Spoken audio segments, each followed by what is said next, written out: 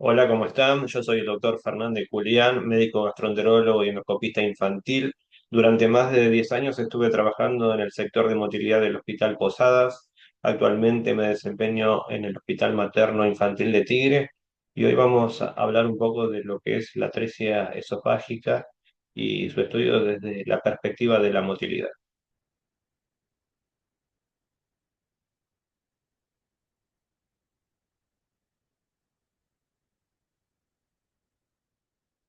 Cuando hablamos de atresia esofágica, siempre nos preguntamos si hay una posibilidad o no de que nuestro paciente tenga una ERGE, que es la enfermedad por reflujo. Esto puede expresarse a través de síntomas digestivos, como es disfagia, pirosis, vómitos, o extradigestivos, como tos crónica, neumonías aspirativas, laringitis.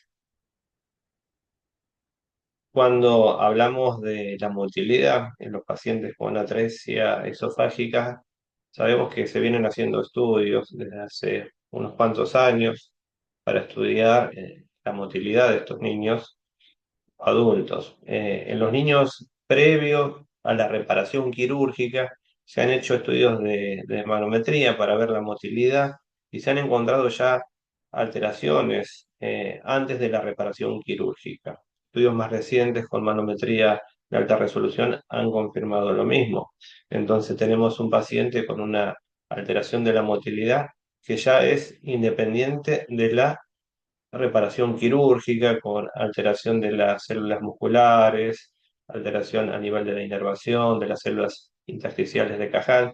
La reparación quirúrgica va a sumar un poco más a todo esto para que aparezca un patrón alterado en la motilidad en el 100% de los niños. Acá vemos algunos trazados de manometría de alta resolución. El primero corresponde a un paciente con una deglución normal, donde vemos la onda peristáltica y la relajación del esfínter esofágico inferior.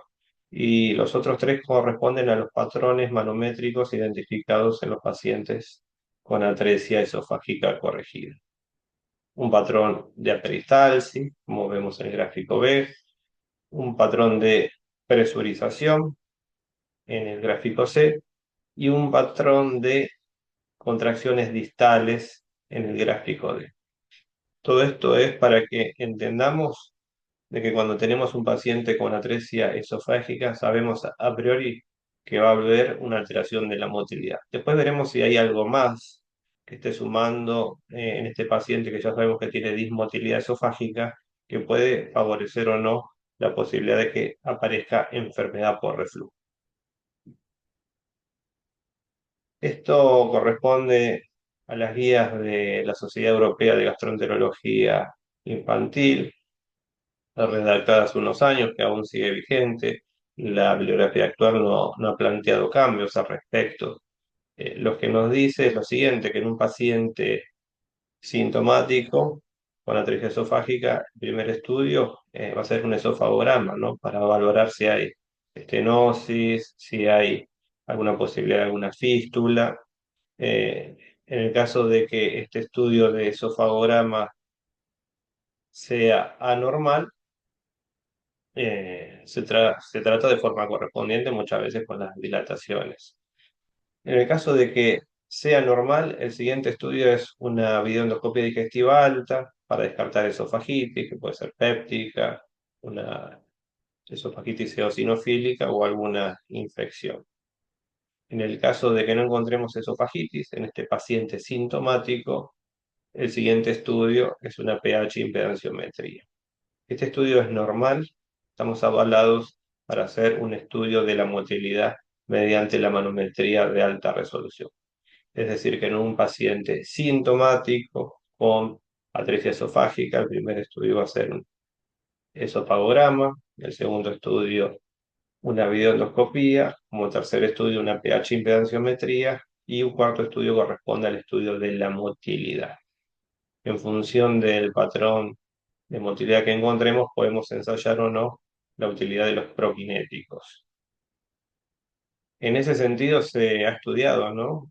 Tenemos un paciente con una alteración de la motilidad per se de las células musculares, la inervación. podría tener utilidad el uso de prokinéticos. Lo que se ha publicado es que en el patrón donde hay contracciones distales podría llegar a ser útil la utilización de prokinéticos. Pero si tenemos aperistalsis, es muy probable que los prokinéticos no nos sean de utilidad. Otra duda que nos planteamos frente al paciente es, bueno, no tengo una pH impedanciometría a disposición en mi lugar de trabajo, pero tengo una pHimetría. ¿Me servirá en este paciente donde quiero estudiar la posibilidad o no de un reflujo patológico?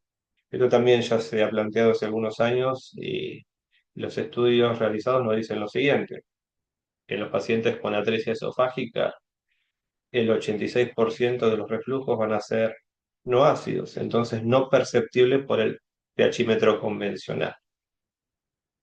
Sin embargo, tampoco la impedanciometría eh, es un estudio 100% sensible y específico, ya que sabemos que estos pacientes tienen impedancias basales mucho más bajas y esto puede subestimar los episodios de reflujo en estos pacientes.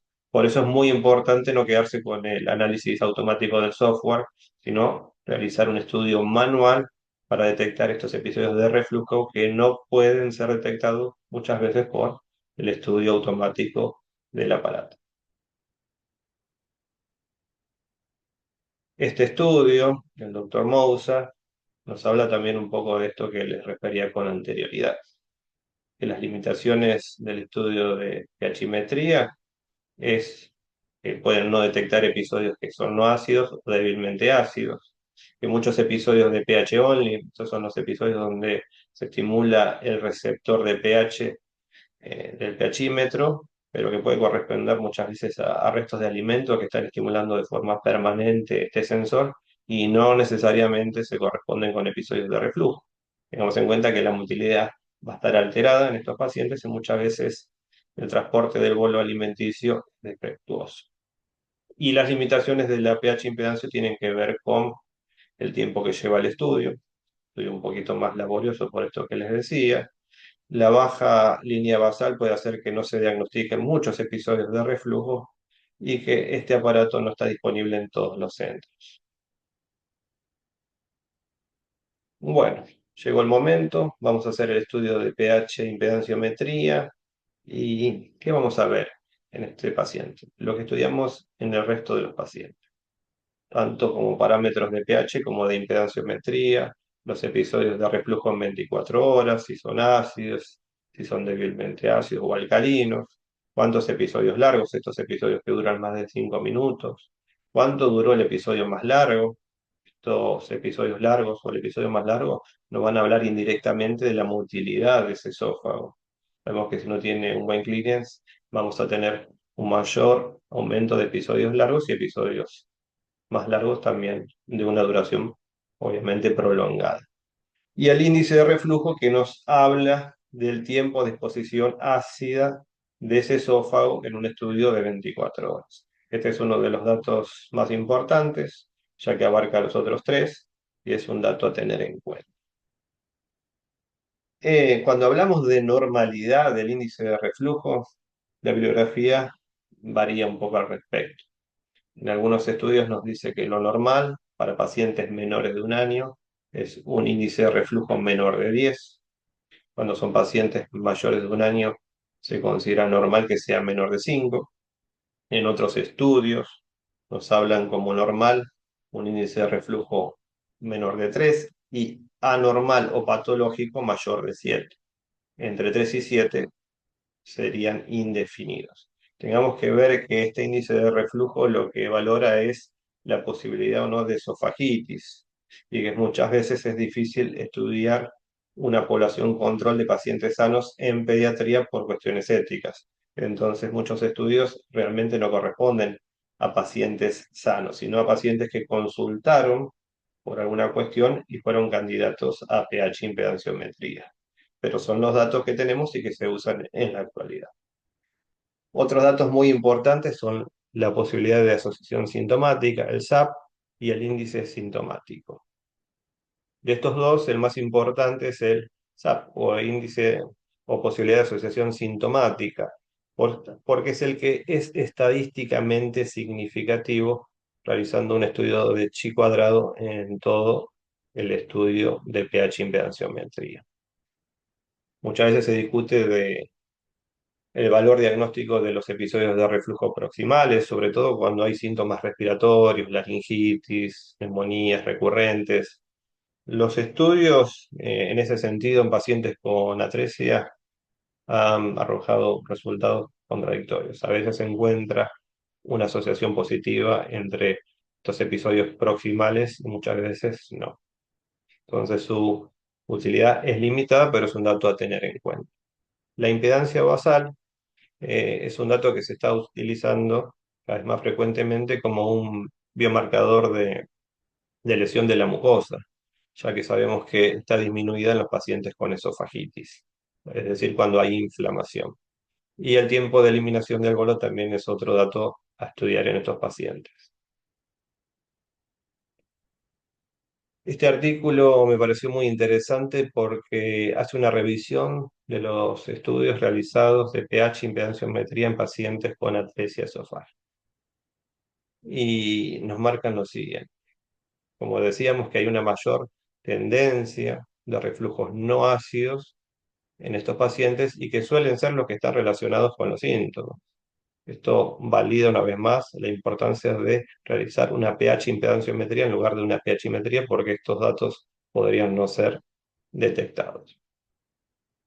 Otro dato a tener en cuenta es que más de la mitad de los pacientes con atresia esofágica padecen enfermedad por reflujo por este estudio, es decir, con una pHimetría e impedanciometría patológica, más de la mitad. Esto valida una vez más la importancia de estudiar a los pacientes aunque estén asintomáticos. Y el estudio de abajo nos dice que la principal causa o mecanismo subyacente de alteración del estudio de pH y impedanciometría son las relajaciones transitorias del esfínter esofágico inferior, sumados a la dismotilidad esofágica, y también encontrar una alteración en el vaciamiento gástrico en estos pacientes. Otros estudios nos afirman esto que hablábamos, que se detectan muchos eventos de reflujo no ácidos mediante este método, pH impedanciometría, que hay una dismotilidad universal, como sabíamos en todos estos pacientes. También nos empiezan a clarificar el posible papel de estudiar la impedancia basal de estos pacientes para ver si es necesario o no un estudio adicional, por ejemplo, una endoscopía. ¿Por qué? Porque si uno encuentra en el estudio de pH impedanciometría una impedancia basal baja, puede inferir directamente que hay inflamación de la mucosa y eso validaría el estudio mediante videoendoscopía digestiva. Nos hablan también de la alta frecuencia de enfermedad por reflujo en estos niños. Y el último trabajo nos dice algo muy importante, que se encontró un índice de reflujo normal en esta población estudiada y que muchos de estos episodios de reflujo eran no ácidos en la mayoría de los pacientes con atresia esofágica. Es decir, que independientemente de que tengamos un índice de reflujo normal, podemos encontrar otros datos alterados y en eso nos tenemos que fijar en los pacientes sintomáticos que estamos estudiando. Volviendo al consenso que habíamos visto con anterioridad, en este caso empezando con un paciente asintomático, que es el que vamos a recibir muchas veces, ¿no? Decimos, bueno, tenemos un paciente asintomático, nos recomienda el uso de inhibidor de la bomba de protones por lo menos hasta el año de vida.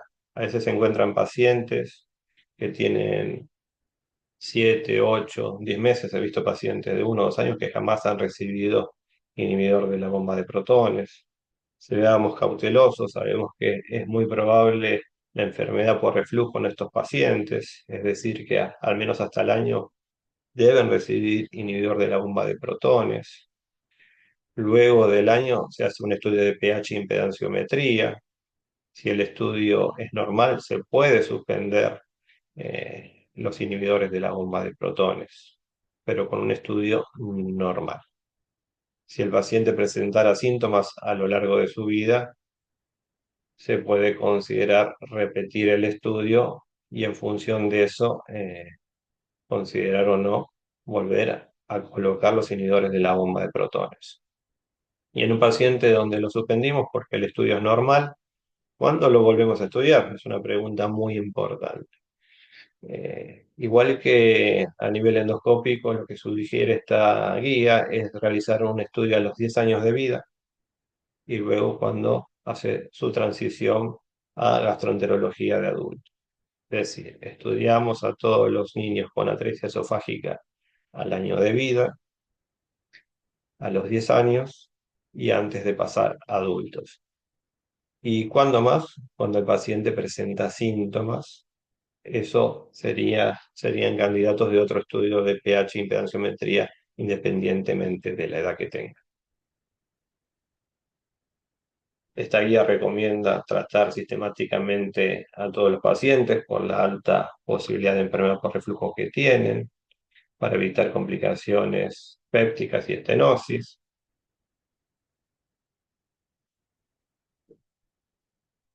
Que todos los pacientes, incluidos los que son asintomáticos, deben estudiarse mediante impedanciometría y aún endoscopía, como habíamos hablado.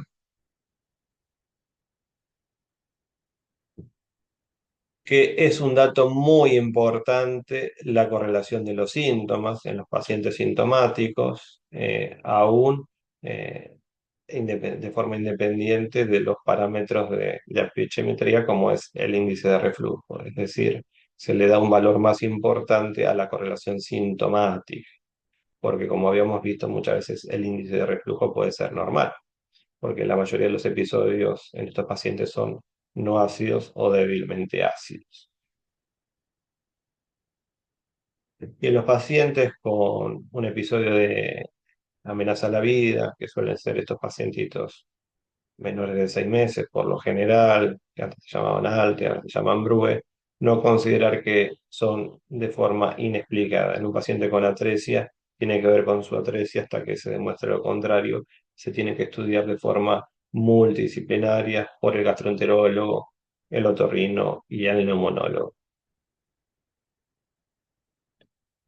Este es un estudio del 2023. En este trabajo lo que se quiso ver es si hay alguna diferencia o no entre estudiar a estos niños al año de vida, como dicen las guías, o a los 2, 3 años de vida. Si habría alguna diferencia, ¿no? En postergar este estudio en vez de hacerlo de forma sistemática al año de vida se podría expectar un poco más.